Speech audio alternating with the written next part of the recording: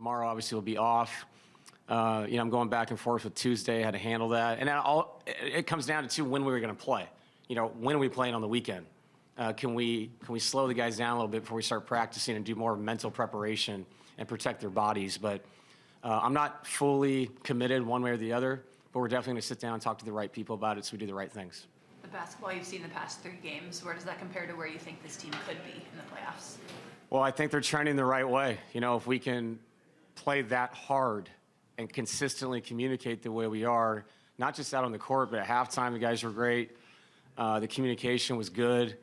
And that's what we need. We need a collective feeling of when things get tough, we got each other's back. And that's what I saw the last 3 games, and that carries you through tough times. I mean, Sacramento came back, cut it to 4. Memphis is up 15. This game, they hung around for a long time. And I thought we just had a very tunnel vision type attitude, which we have to take to, these very different kind of games we're about to play. And the playoffs change. It's a different, as you said, a different season. The 2 teams with the best chance of you guys playing, Clippers, possibly even Minnesota, 2 physical teams. Houston's a physical team. Yeah. Good to match up with them kind of in game 82 to see, okay, this is kind of how it's going to be. Yeah, and to your point, I think they are the most physical team. I mean, even the guys they brought in at the end of the game. I mean, they have size, girth, length.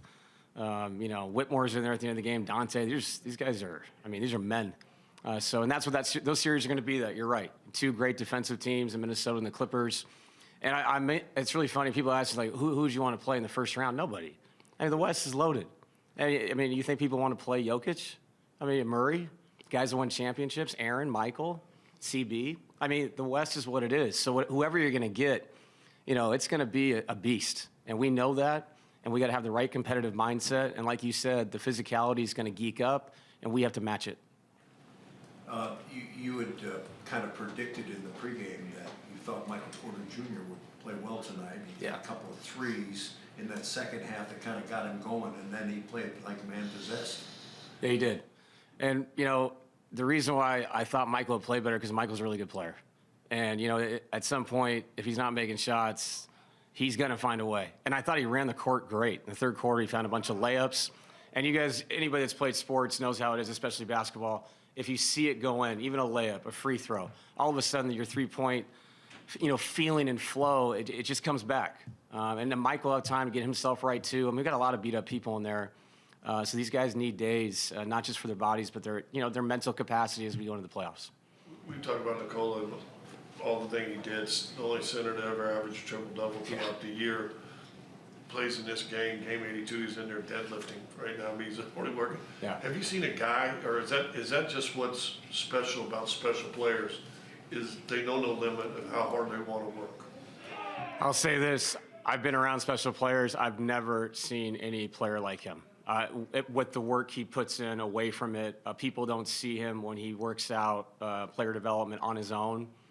Just how systematic he is, professional, no wasted steps, no wasted seconds. He is absolutely the most impressive basketball player I've ever seen. And I mean that in the sense of all things.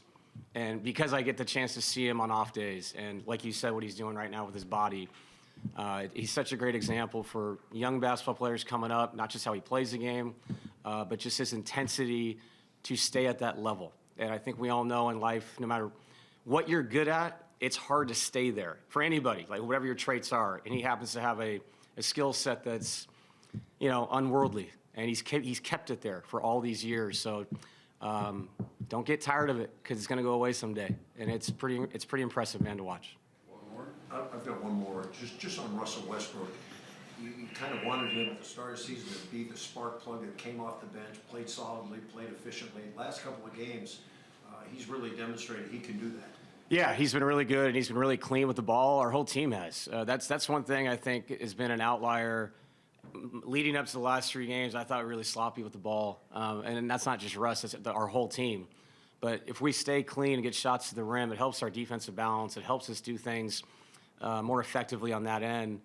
Tonight, only 9 turnovers, 28 assists. You need that in the playoffs. You can't have wasted possessions. You got to have shots to the rim. Not just to score, but to get back when you miss. So Russ has been a major factor the last 3 games.